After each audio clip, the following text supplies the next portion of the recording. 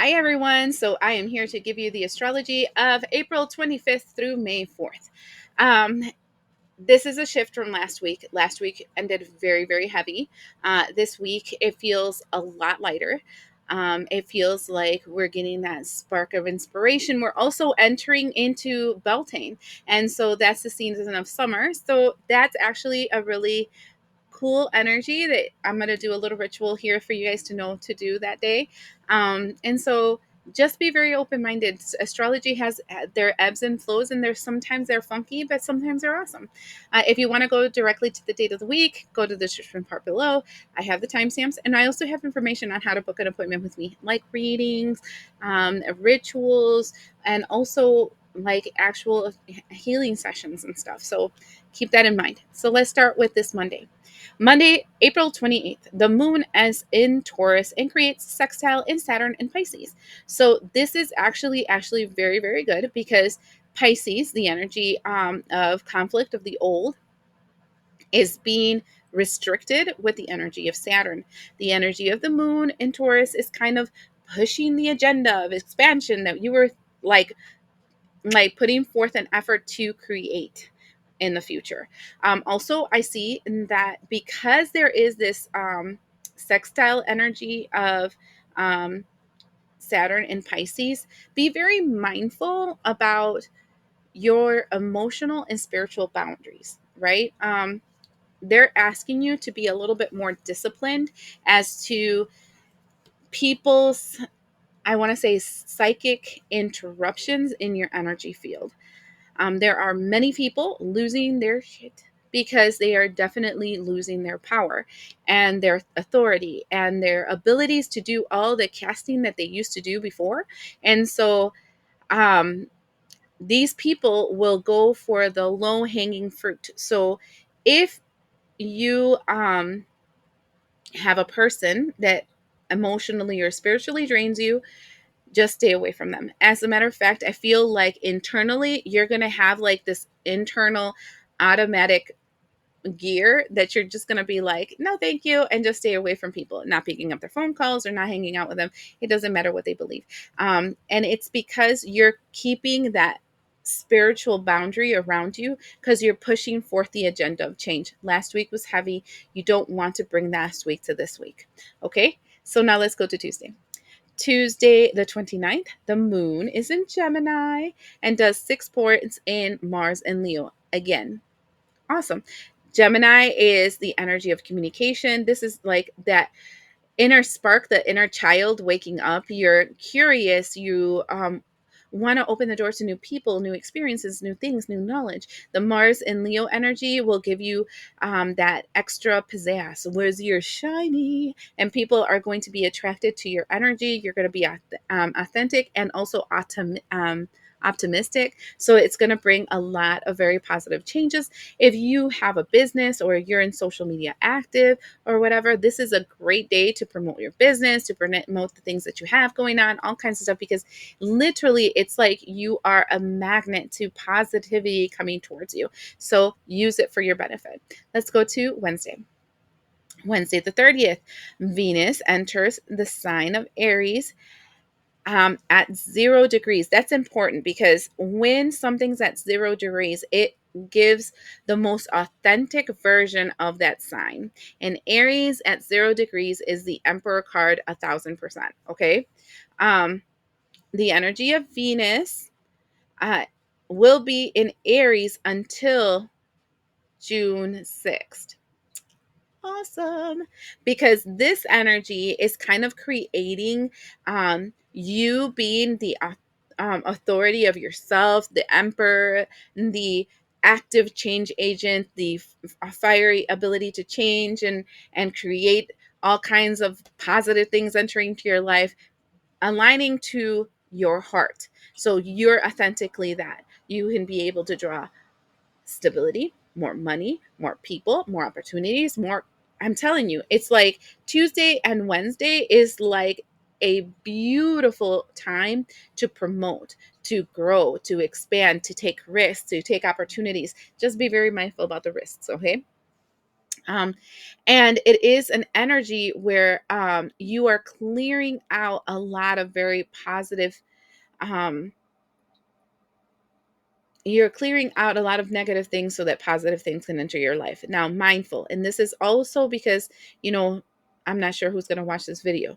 There are warnings to this because it's so expansive, because you're willing to take risk, because you're not worried about being that safe net of protection that you're normally in. If you have unhealthy um, patterns and habits, if you have trauma, if you have unresolved emotions, this is also a perfect time for somebody to fall into addictions and bad habits and behaviors, because it is the unleashing of your inner beast, you know, your inner strength, your inner fire. And at times that can be destructive instead of productive. So keep that in mind if you have any kind of that problems, or that things that you're working past. Reel in a little bit of the risk taking. Okay. Now let's go to the first, Thursday. Monday the 1st, the moon enters the sign of Cancer and creates a sextile in the sun in Taurus. This is Happy Beltane. So that's a Gaelic tradition, and it is the commencement of summer. Like, yay, summer. Um, I I have to say I'm more of a summer fall person. I'm not so much of the cold times.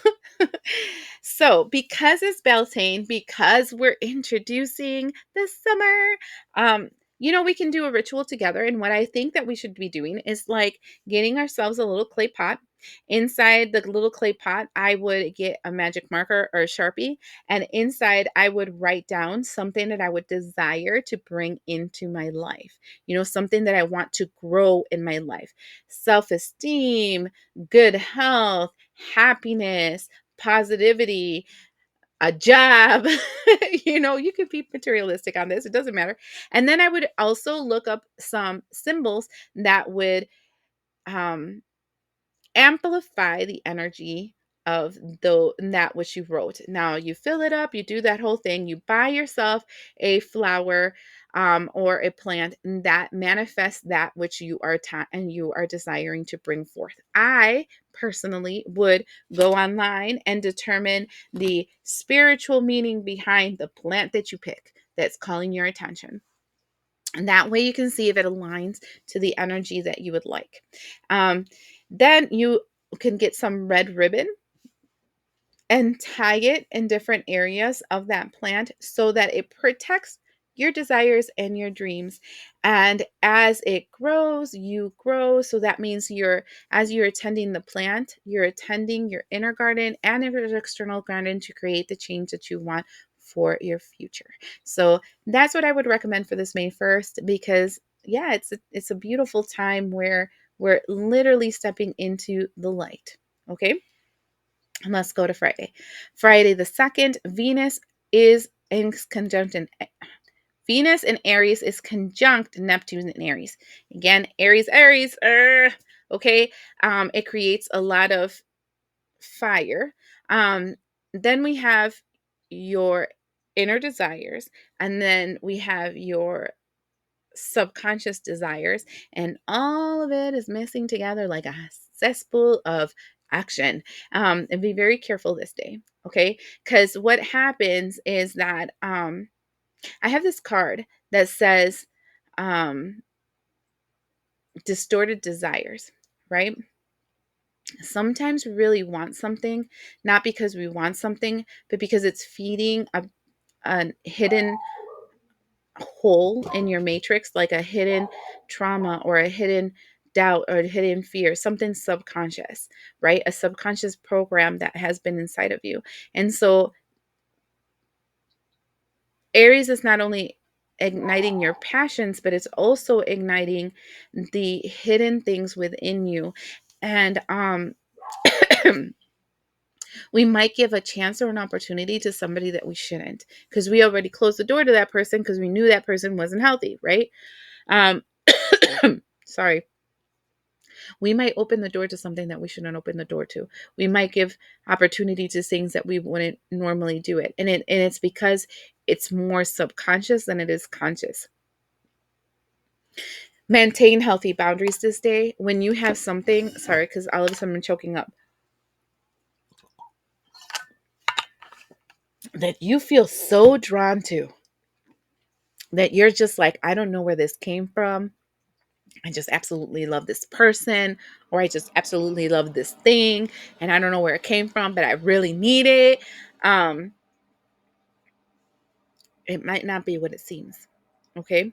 So be careful about what allures you with unwavering doubt that day, because there might be some hidden subconscious BS that is actually revealing itself, and it's actually shooting you in the foot instead of giving you something good. All right. Now let's go to Saturday.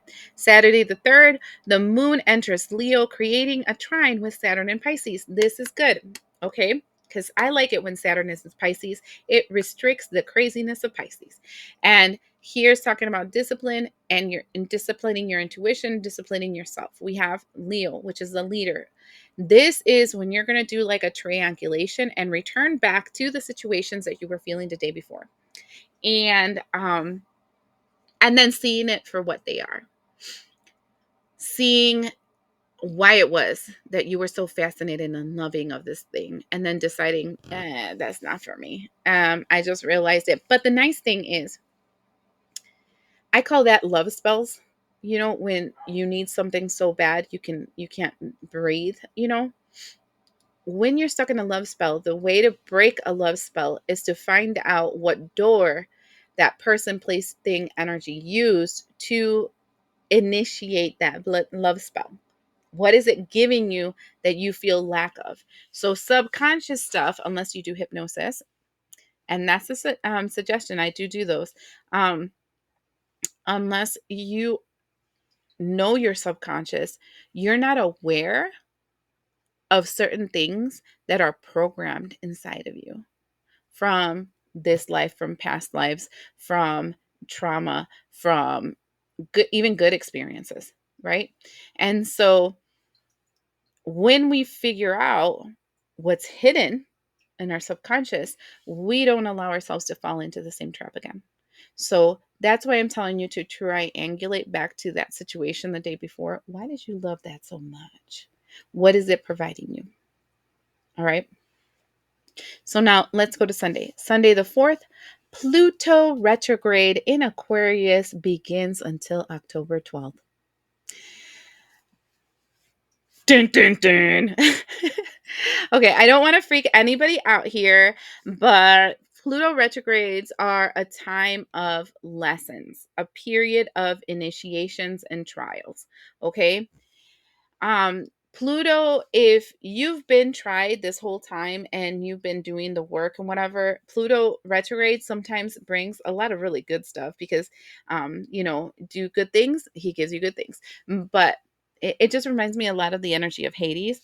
And so then Pluto retrograde has a way of bringing forth situations for you to grow from them, right? It's an invitation to grow and to evolve and to become and to shed off layers of yourself. And, this is the snake energy. So we are this energy of shedding off things. So we're shedding off old psychological wounds, old physical wounds that disempower us and limit us, old attachments and quantum entanglements that make us less than what we're supposed to be.